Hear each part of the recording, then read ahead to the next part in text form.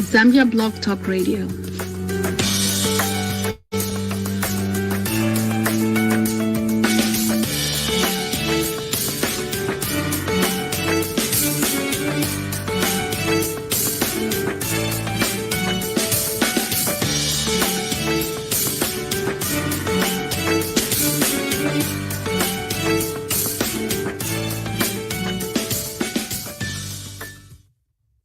Good evening, everybody. Welcome to our midweek special feature. Zambia is looming into an exciting moment. We just elected a new president and all that frenzy and excitement that goes with it. What I want you to do is share this with a friend and let them know that Zambia Blog Talk Radio is live on the air now. Good evening, Europe. Good evening, Zambia. Good afternoon, those of you in continental America and South America. And good morning to those in the Western Pacific parts of the world. Our guest today, and it's very good for us to have this gentleman to join us today. Our guest has witnessed and experienced regime changes whilst he was in office himself. So I'm looking forward to him sharing firsthand some of the things that he experienced when these things were happening when he was in serving as one of the cabinet members and in our government. And we have a lot of things to talk about: change of government, what the transitions, how they go. Of course, we know that his main line of expertise is economics and finance. We shall talk about that, and we are definitely going to ask him to address issues of governance, and then we shall talk the economy. My guest today, and we are very, very privileged and honored. The last time he came on this show, we were not yet virtual, visual like we are. We were just on radio, and he was also a presidential candidate. Honorable Ngandu Peter Magande, former Minister of Finance in the Republic of Zambia, and is here with us today. Mr. Magande, good evening, welcome. Nathan, good evening. It's a pleasure to be on this important discussion group. Excellent. When I was posting your information, my sister made the comment and said, "Oh, my former boss." Then I said, "I can't remember you working for the government." Then she said, "He was MD for Zanaco." Then I said, "Oh, yes, I remember that." Okay. I have been around the country. I know you have. Outside, so I have left a lot of friends in everywhere I went, and that's why I wanted one time to test their faith by putting me to head the country, and then they said, no. There's nothing technical about being a president. We want you where numbers matter. Where numbers matter. Mr. Magande, what constituency do you live in, and who is your new MP? I live in my former constituency. From 2006 to 2010, I was a member of parliament for Chilanga constituency. Oh, yes, I remember that. Yes, so that's where I live. And now we have a young man, a vibrant businessman, as a member of parliament, Mr. Sipo Hilazo. Okay. So, in fact, he is the one who will be looking after my affairs the next 5 years. All right. Excellent. Good for you. And we're glad to hear that. If you are able to remember, how many general elections did you go through whilst you are serving in government? It was on two. 2000. I joined the government in 2003. And that was 2 years after the elections in 2001. Yes. So I wasn't then a minister, but in 2006, that's when I stood as a candidate and won the seats.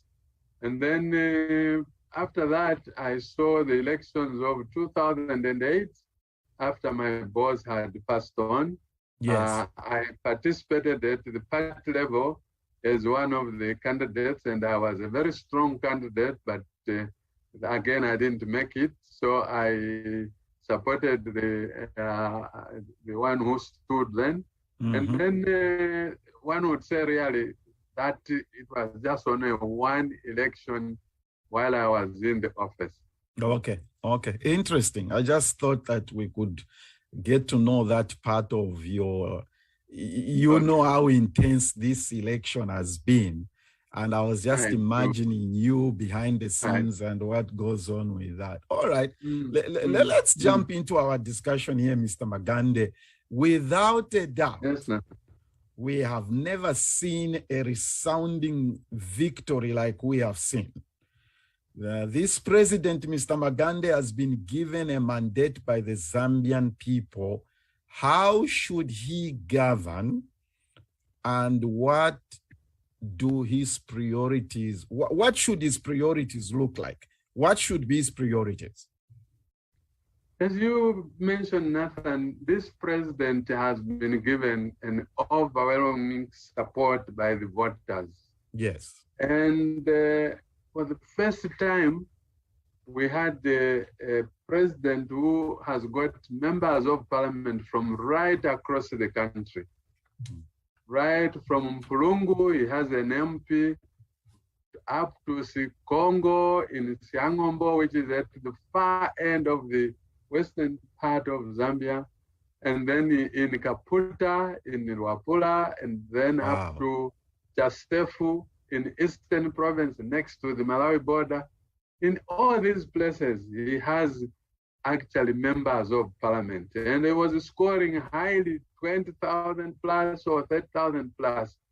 So it is actually very easy for him to rule, to govern, because even appointing the cabinet, a balanced cabinet, in terms of balance in the regional sense, he could just pick his own members of parliament from the boundaries of Zambia.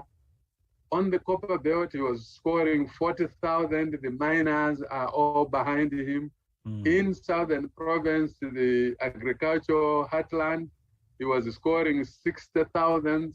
So he actually, and in the capital, of course, he has even a member of parliament for Lusaka Central. That's where State House is. And this president is also in that constituency.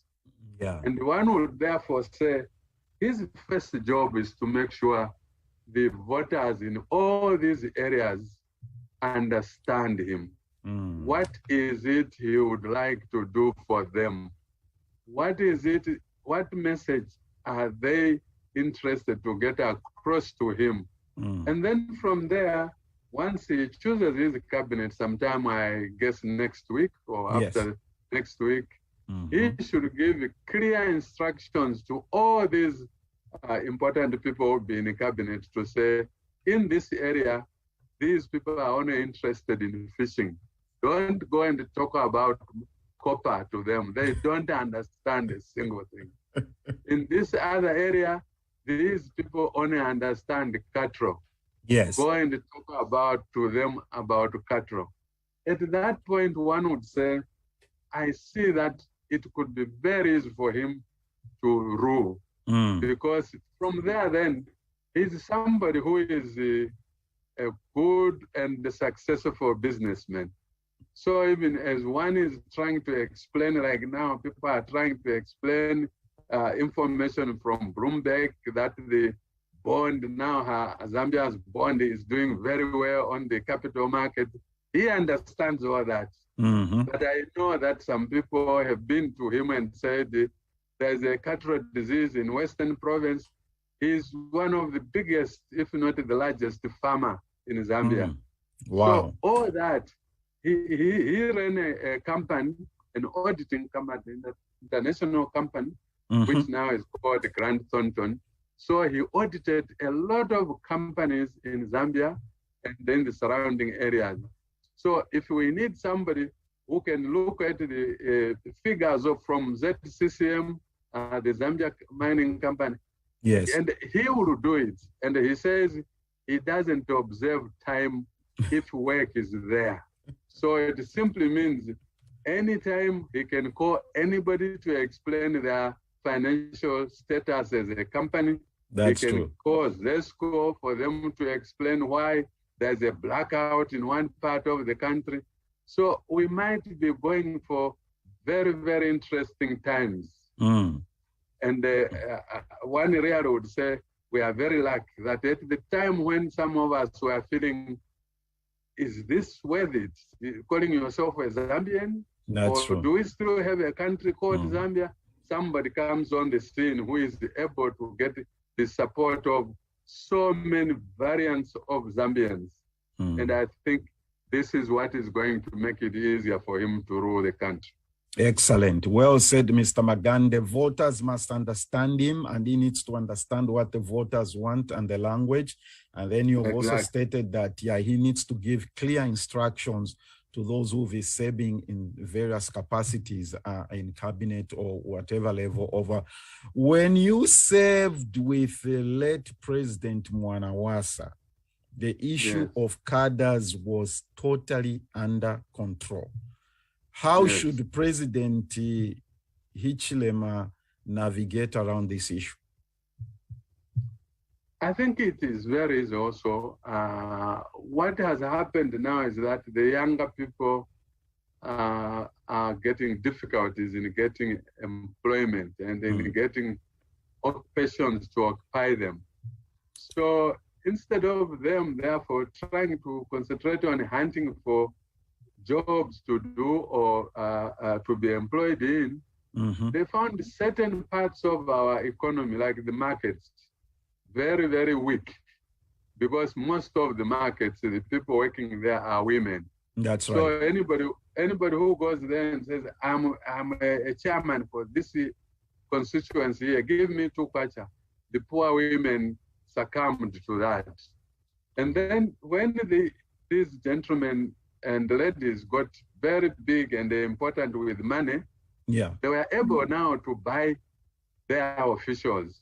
So that I suspect the supervisors were captive from the behavior of the lower ranks, because every 17 hours they shared the loot, as one would say. So that even for policemen, you find that somebody is on the road, there's a traffic officer. By the end of the day, he goes to some office somewhere, he has to give part of that money. So that is how basically discipline fell down, and together with it, order also went in. And therefore, the laws failed, because the laws can only be implemented by people who understand their responsibilities. People that can interpret what the law says. So during Mwanawasa's time, perhaps because he also had never served in the government, when he was, he was a private person, a private lawyer, a reputable legal mind. So that discipline, I think he brought it in.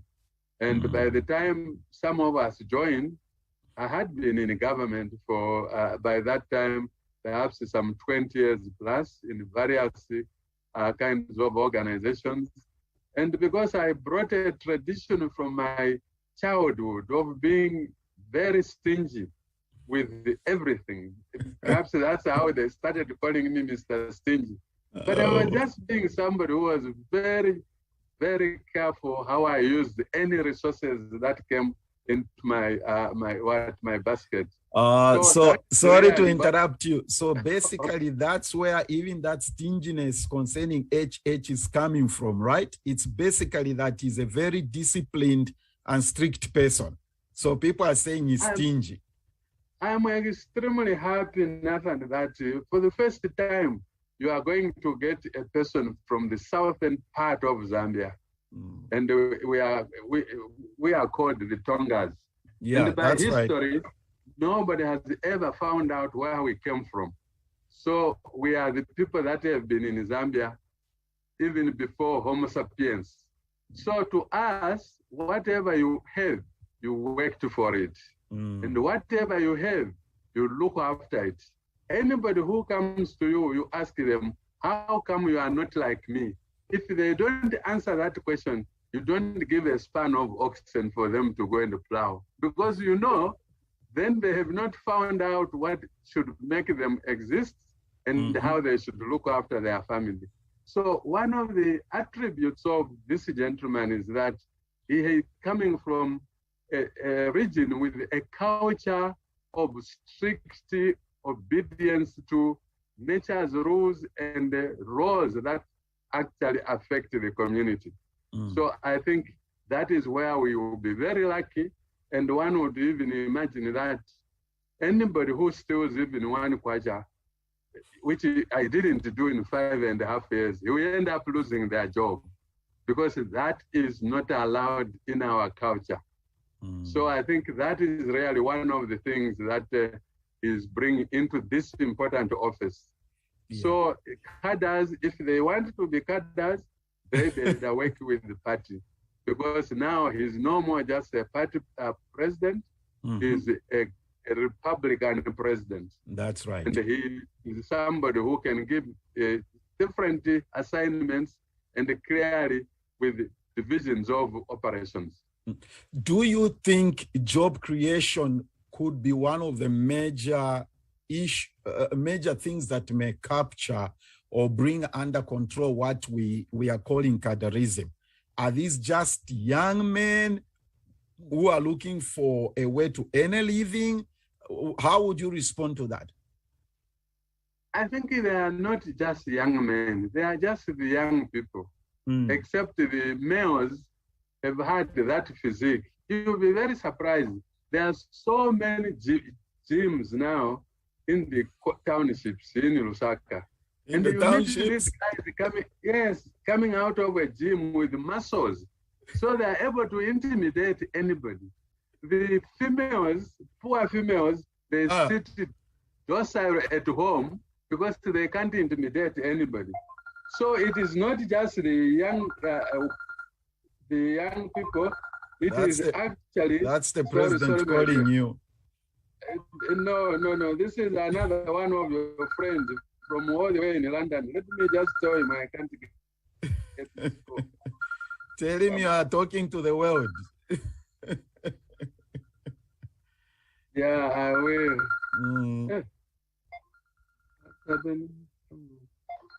Okay. Sorry, Nathan. That's okay. Someone was interested in the program and they wanted to find out. I know. I hope you'll find his coordinates. So it is all young people who have found very little to do. And in the process, therefore, they end up in mischief. Yes. One of the problems I'm worried about is not just about people roaming around the young people. We have a very high birth rate in Zambia. In spite of all the kinds of measures one can take, there's a very high birth rate and nobody is attending to that. Okay. And that is producing thousands, if not millions of children. So what one needs to do is, can we make sure that once somebody is able to read and write, perhaps at 4 years, we should occupy them by being in school. And those schools must train and teach appropriate subjects that are going to build these guys. By the time they are leaving grade 12, they should be able to know how to screw and how to tighten a screw on a door of their bedroom. Now we are teaching them things that don't seem to get them to understand how to even fix a bulb in a house. A lot of people still fear that electricity is dangerous. But then I always tell them, what else is not dangerous? Even just your teeth are dangerous. You can cut. Yes. Okay.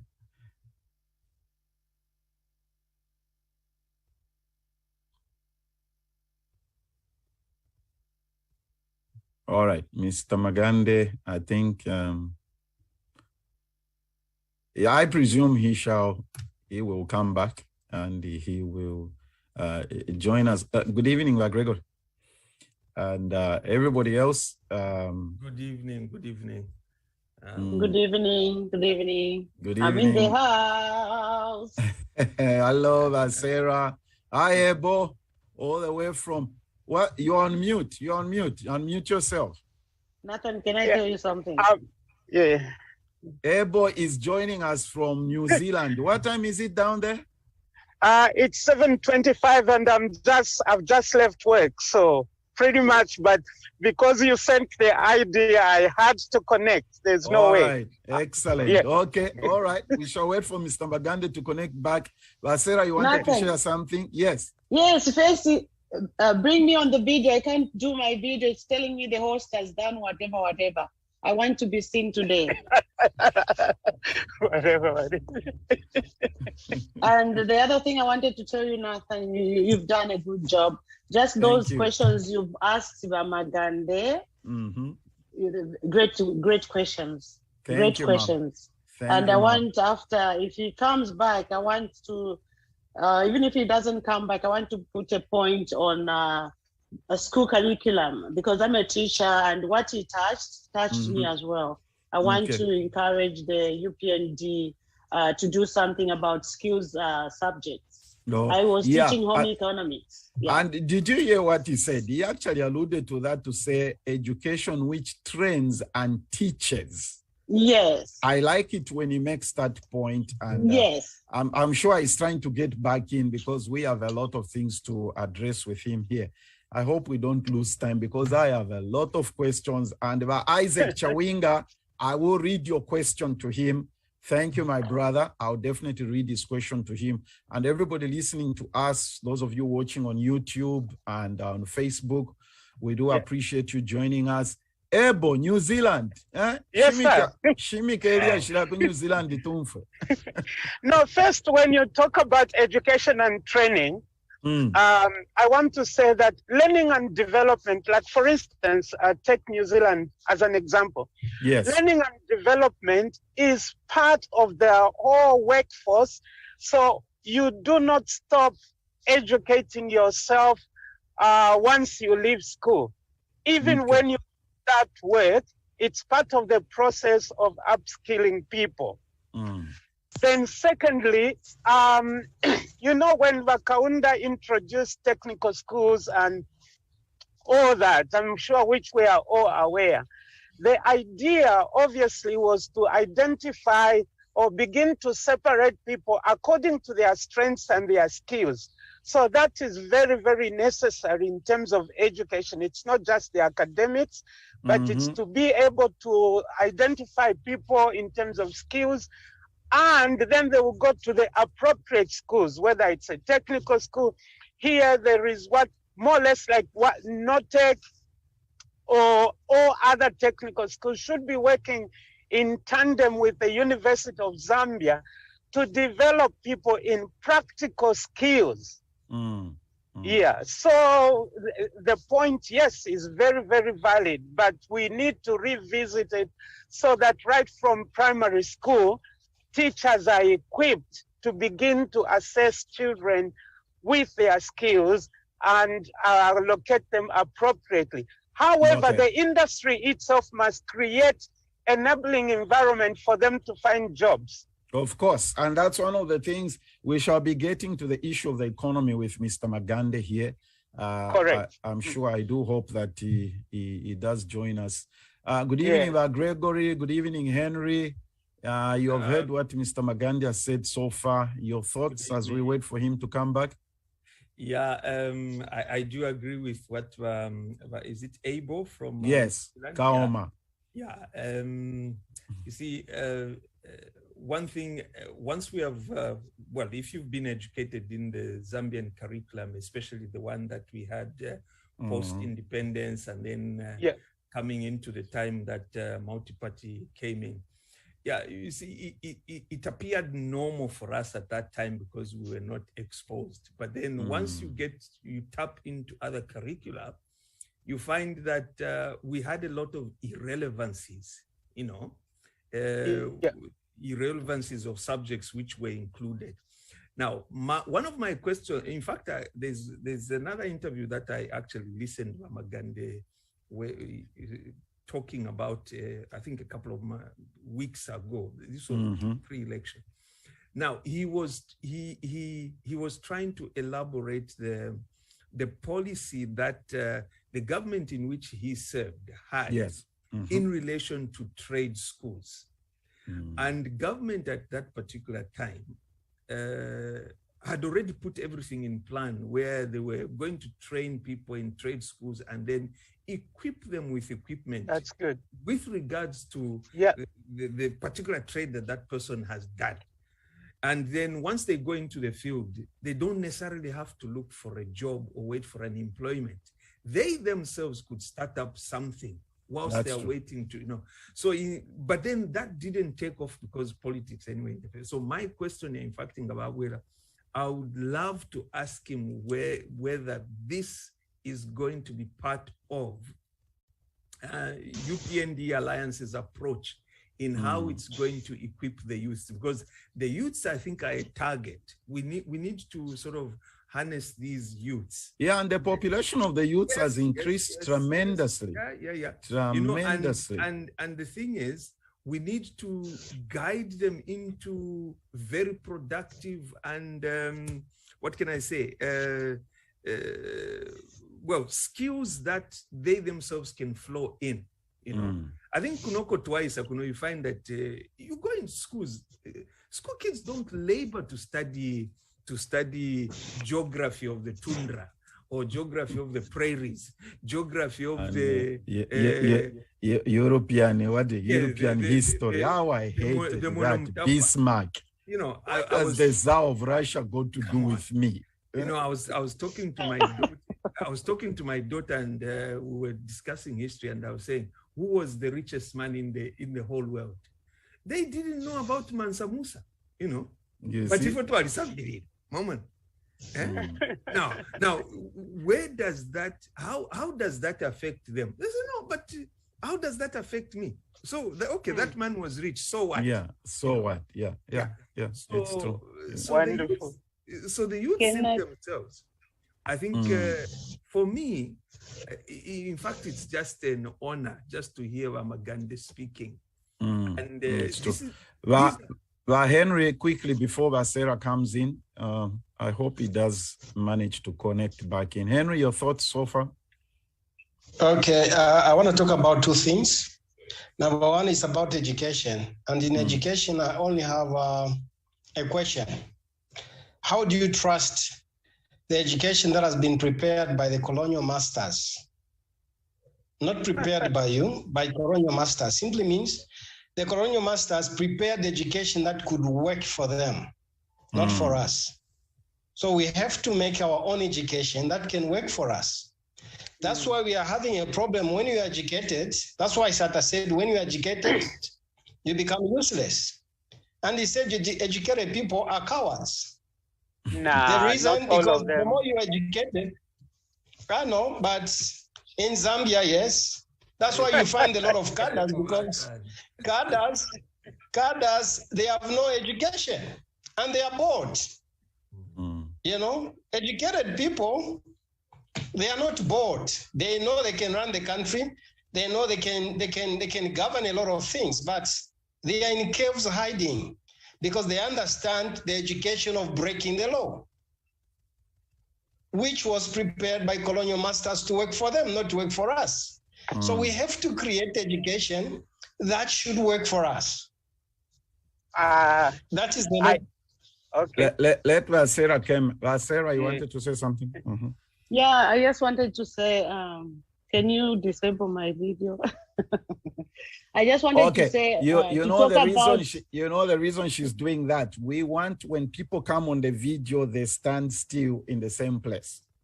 Okay, I understand you have things to do here.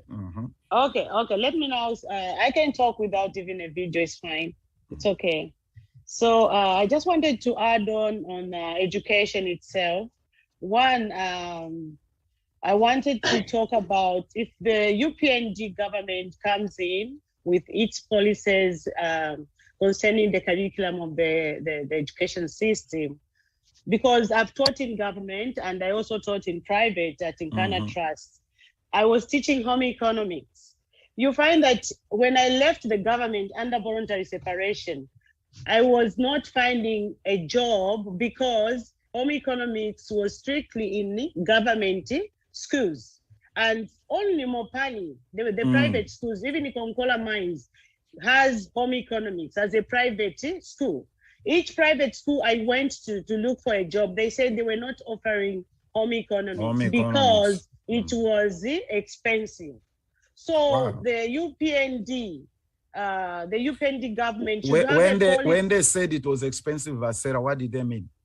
They meant actually it's an expensive venture to teach home economics because you have to pump in money to buy the ingredients to teach the children how to bake a cake.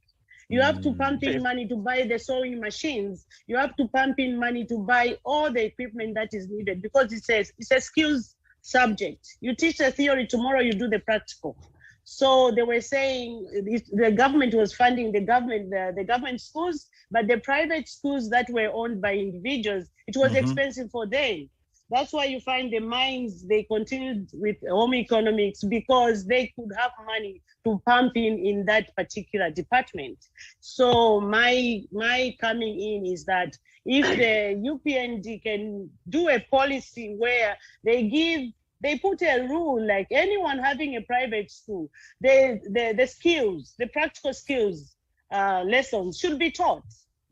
So that each child, I was teaching even grade ones, they would tell me, this is a lesson I'm teaching them about the house, the different parts of the house. We talked about the living room. You tell them what the living room is used for. I'm just going to be funny a little bit here. I'm going to back somewhere and then participate. Okay. Yeah. Okay. I'm going to be a little funny. I was teaching grade ones, my grade one pupils at Tinkana Trust. And then we talked about the different types of rooms in the house and how they are used. I said the living room is used for entertainment. You can sit there and relax. And some were saying, okay, as we use it for eating shima, as they use it. Then one girl raised their hand. I said, and you? She says they use it for sleeping. Who sleeps there? Daddy. Wow. Okay. What time does he sleep there? When they fight with mommy. Of course, kids will say it the way it is. Yes. That's why when you are in court and they put you on upper stand, you are done. That's it. I know. So that was just on the funny side, but it was good. But it's a good point. It's a valid point. Yes. So we called the parent and told them, please watch what you're doing before the children. So this is what I was saying. My emphasis is just to like a policy which can allow the children to start from grade 1, learning about home economics. We have the syllabus up to grade 12. I have one girl who is running a good restaurant in Kamwala. I taught her myself. When she saw me in Lusaka, she invited me to have a lunch there. And she said, Madam, I never went for tertiary education. I used the skills that you gave me to open this restaurant. Amazing. Yeah. All right, everybody. Mr. Magande is having network issues. He's trying to connect back. And for some reason, it's not working.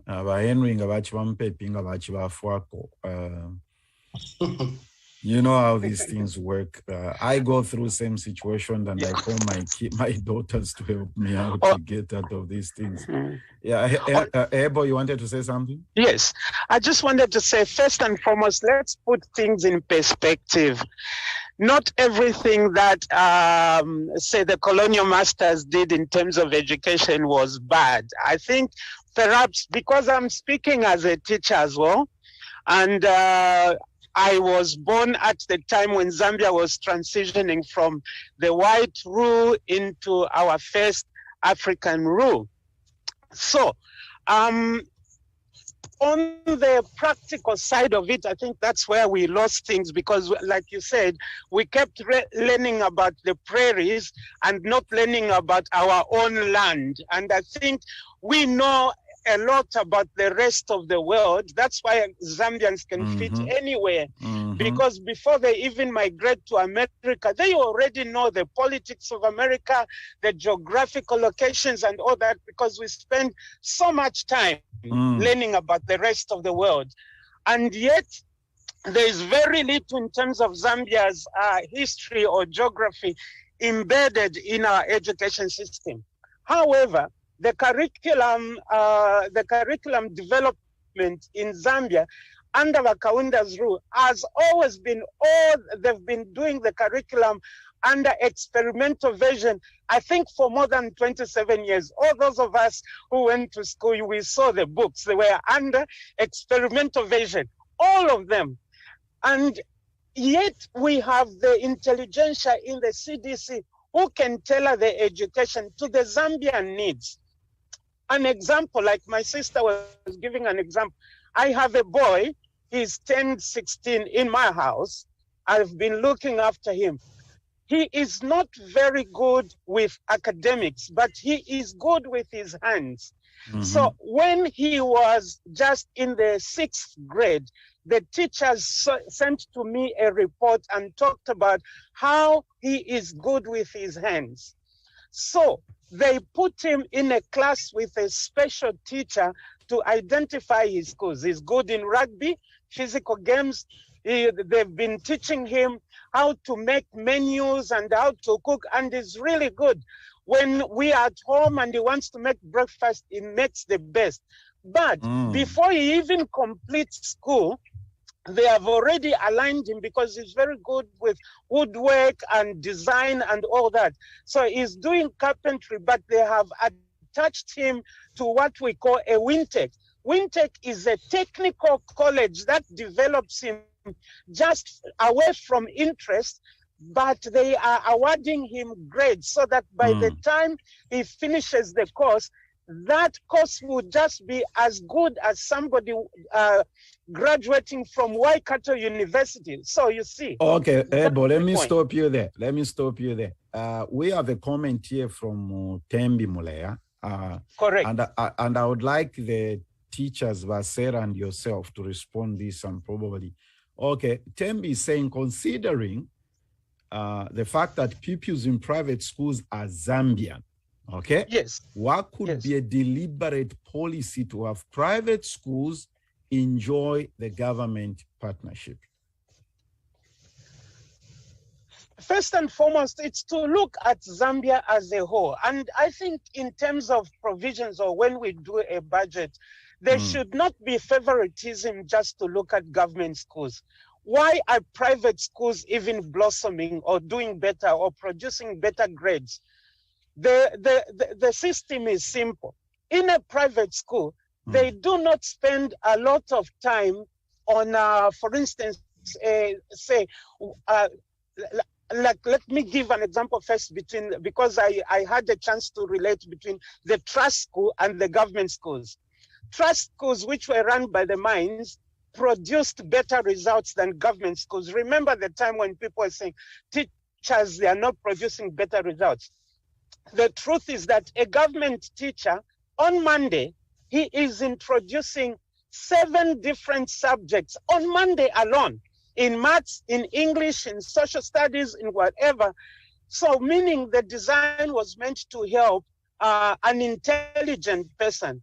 Whilst in the trust, they could go to school on Monday, maybe with 2 books, English and mathematics. They do the theory in the morning, then they do the practicals in the afternoon. Okay. Same country, same child. So, but in terms of funding, there should be no difference. But Sarah? For me, the way I look at it, private, it's like, it's not part and parcel of the government school curriculum.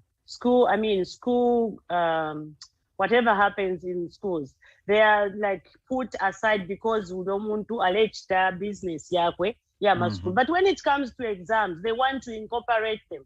They want them to write the same exams. So like the other, my brother is saying about New Zealand, they should not have segregation. Mr. Hakainde Hichilema should come with a policy whereby even private schools, situations like skills lessons, they should provide at least something to make sure that those children are having practical skills in school, practical lessons in schools, you know? that can be good, because when it comes to exams, they even send their government teachers to come and monitor our exams in private school. Why are you not also helping us who are in the private sector to flourish and put things in place? That's why you find private schools, they say that home economics is expensive, woodwork is expensive, we are not going to do it, you know? Meanwhile, this is a child, he's a Zambian child. Just like my brother said, I think it's the best they can do. Government and private, they should come together and see how well they can do things. Yeah, I think I like that statement of government and private coming together in a partnership to see how they, that point, Batembi, is very important that you have raised. And if Mr. Magande is not able to connect with us today, I can assure you between today and Sunday is going to come back. We're gonna, this is a very important discussion. Because what he wants to do is he wants to address certain things. The goodness about Gregory is that we know when the inauguration is going to be. Next week, Tuesday, Tef Henry, 24th. Yeah. Inauguration is on the 24th, which I believe is on a Tuesday. Yeah, it's on Tuesday. Yeah, it's on Tuesday. So Mr. Magande wanted to have this. Okay, I'm being told that he's still trying to connect. We shall see how far we can go with him when he comes back.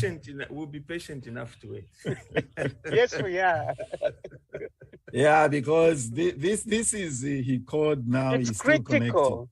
It's critical. Because Basera, I've got very powerful questions here for him. I mean, there's we are not leaving any stone unturned here. And they'll fire machine gun on corruption when he comes back.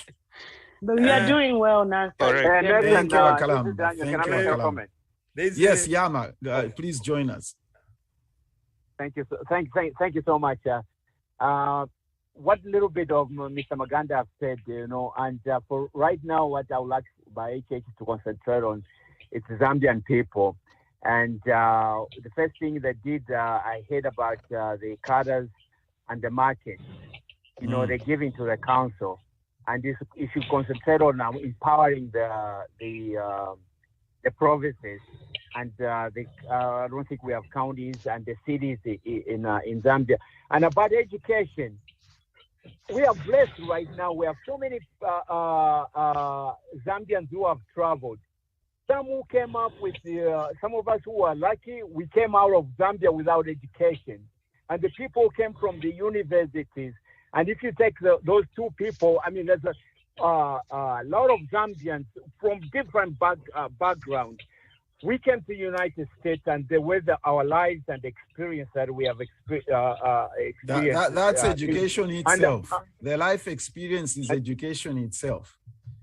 Correct. I call it the classroom of the world. The classroom of the world. Correct. Are you done? Please wind up quickly. Yama, quick, yeah, Yama. Please, Zambians, today the Zambili Lokulanda in 1 minute. Okay, go ahead. Because, sure. Okay. Yeah, go ahead. Go ahead. Yeah, about education.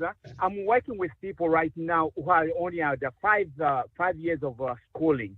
And they come in the houses where there's no electricity. We are building a hangar airport in West Virginia. We're coming from Lancaster.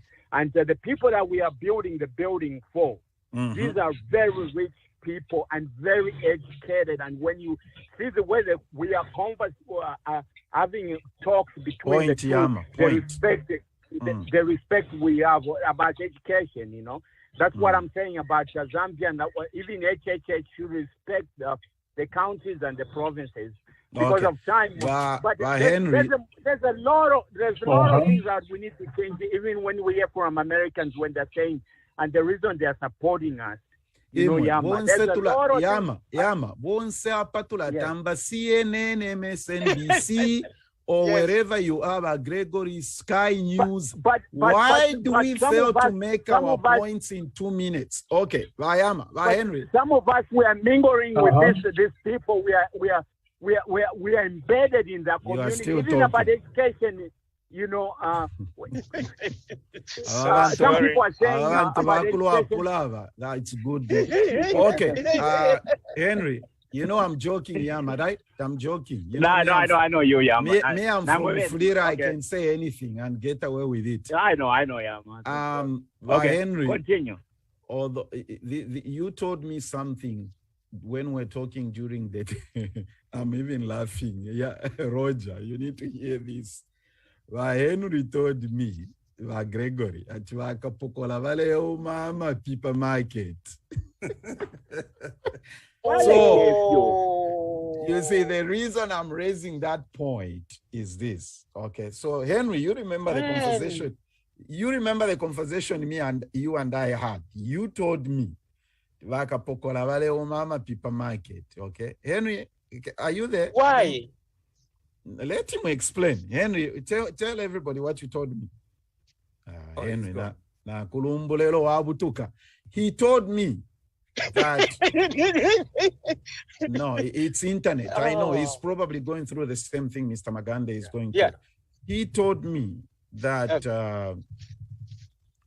what do you call it? He told me that Gregory and everybody else that it's like everybody has scampered in every direction, okay? The police are now walking the streets. You can see that. So it just takes a change of the head, the person leading, to create a different atmosphere by Gregory. So what?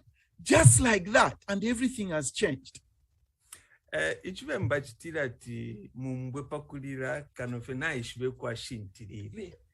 see, all this, whatever the cadres were doing, yes, they knew that they had a lot of backup. Those of us, I think those of us who grew up, I grew up in Chingola, and my uncle, he was a bodybuilder, weightlifter, and his name was Shaft. And during that time, Chima's late 60s, I think I have heard about that name. Shaft, Elijah, Shaft. From Chingola. From Chingola. Yeah. Okay. Yeah, so in 68, round about 67, he was beaten. Him and his cousin were beaten cold by the woman in Kopo. So he started doing bodybuilding and weightlifting because of that incident. So now, fast forward, 1970, for me, I remember the good, the bad, and the ugly because of that incident. So yes. My home. So the Antanshi cinema was premiering the good, the bad, and the ugly. Oh, that is a movie? Yes, Clint Eastwood. Yeah. I've watched that. Even now, that film. So I've watched it like 900 times, that movie. So for me, that's a classic. Now, what I'm trying to point out is that during that time, there were groups within Chingola. So that chap who had beaten uncle, he had a group.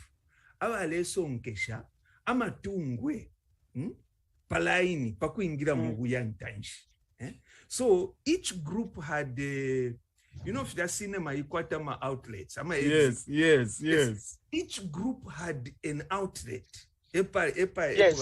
Congregate. Entrance and exit. So palia boss palia kutuma bafuzi baya pokama tungwe baleta. You see? Now, you look at tuma fuzi troto alesa mkupo kama tungwe. Watu wakaputa fat kayawa. But nobody could touch those fuzis. Yes. Because in Goaisa lo le shepu afuma, iwaisa mune mbifi lipompa. So the cadres, so to say, they were in this scenario because they had the backup. That's true. Kanganja was backing them up. Davis Muira was backing them up. Then information was not flowing Kuliba ECL.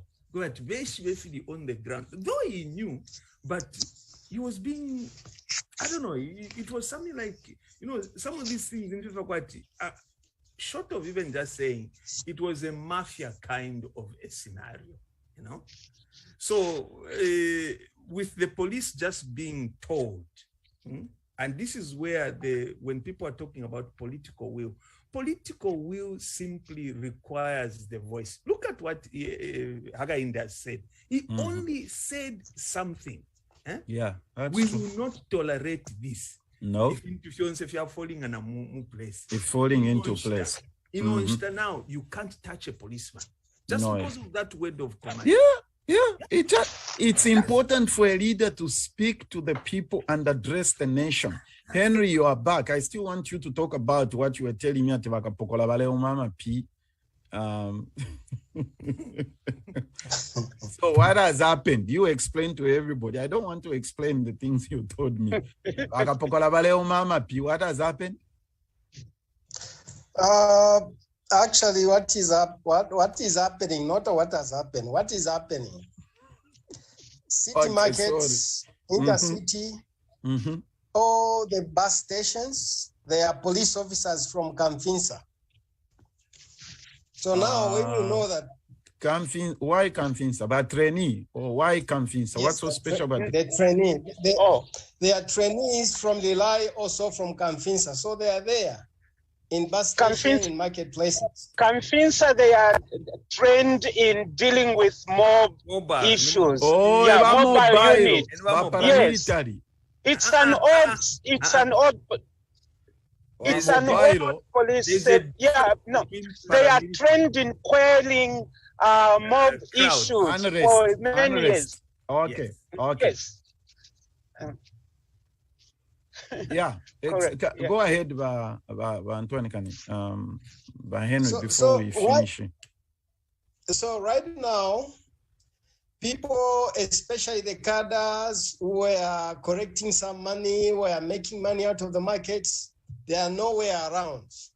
There are people who tend to come in a red t-shirt, meaning they even say that, like, put on a red t-shirt, where it is written, Barry will fix it, but they know that they are cadres. And then once they see them, they are I don't know, it's a serious mistake actually. Because the people are pointing them and say, we know that one is the cadre. Then they will discipline them to the maximum. There is order right now. Just only one word from the president-elect. We see order. Even the spaces, even the air can flow. So things are coming to normal, things are coming in order. It's a good thing, but I'm only worried about one thing. Yes, and that will be the final point for today. Before you finish, Henry, we have communicated with Mr. Magande. It's still not working, so he says it's up to us to reschedule whenever we want him. So just watch our Facebook page. Those of you who haven't liked our page, you need to do that. Zambia Block Talk Radio. And we are on Twitter as well as Zambia Block Radio. And YouTube is ZBTR TV. Okay, Henry, finish. So watch out for that reschedule with Magande because our time is up. Tembi, thank you so much. Yeah. Important points, uniting the nation and tribalism through appointments. And I'm sure you listened to President Echech's speech. He said, watch and see how my cabinet is going to look. Yeah. End cadreism. Number 3, fight corruption for investors to develop interest and find separation of powers in government institutions. Henry, you get the last word and we get to wind up here. Okay, the last word. I'm worried about one thing because I saw Mr. William Banda come on TV, and then he mentioned that he is heading the special forces. Now, the special forces, I have no clue, I have no idea. I've never read it in the Constitution. I don't know in the structure of UPND. I've never seen it that there's a special forces. And I see that special forces to be a very dangerous organization and should be wiped out completely. If it is possible, let Mr. William Banda retire because he's of age. Absolutely. Okay. Thank you, Henry. By Henry, can I say something over that? Uh-huh. Yeah, you know, I'm saying this from deep down my heart. By Henry, don't forget that you are also growing old. I'm a human rights activist, and this ageism is one of the human rights abuse. So when you're talking about issues, just talk. Don't say he's aged or anything. He has the right to do anything. If he's wrong, just correct him. Thank you. All right, everybody, look out for the reschedule with Mr. Magande. Most likely on our regular broadcast on Saturday morning, join us. We may put him there, or we may just do a special feature on Friday or Saturday. We shall let you know. Thanks again for joining in, all of you from Ebo. Good job. Look forward to connecting again. Have a